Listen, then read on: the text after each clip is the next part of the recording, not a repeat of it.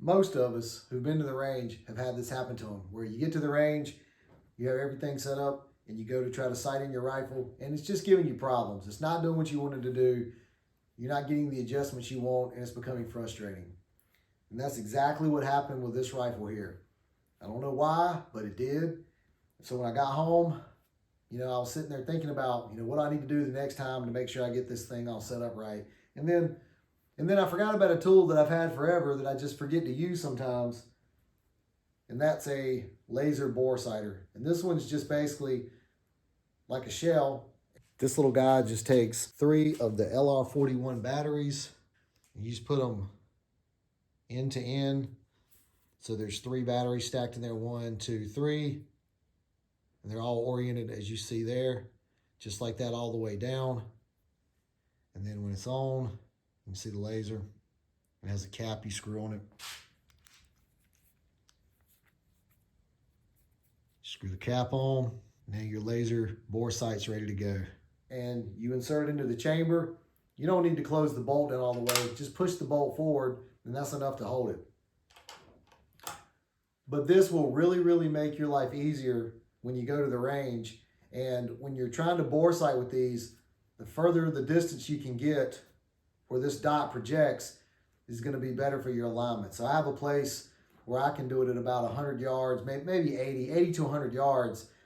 Sorry, this is a bad image, but you can see the idea of how the laser bore sighter and the crosshairs on this German #1 line up on an object 80 yards away. It makes it so much easier to do this first before you go out into the field. But when I did this and went back out to the range, I decided, hey, I'm just going to take a shot, and I'm just going to walk right out to the 100-yard line and put a target out and test fire this thing. And it was more than acceptable for hunting, but I had to make a few clicks to fine tune it, but it only took me about 3 shots to have it just perfect. So anyway, just consider using one of these. These things are fairly inexpensive, maybe $8 to $15, depending on what source you find them online. And there are other kinds of bore sighters. There's some that you actually put in the bore. You either tighten a bolt or you loosen the bolt to increase or decrease the flare diameter.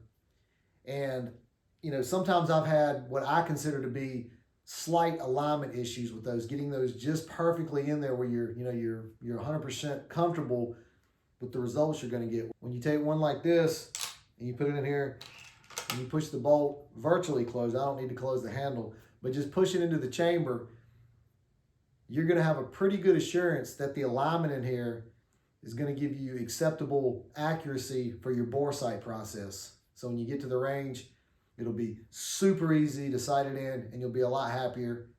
I have these 2 shots on video, but the wind was blowing, shaking the camera tripod and affecting the focus. Sorry for the grainy footage.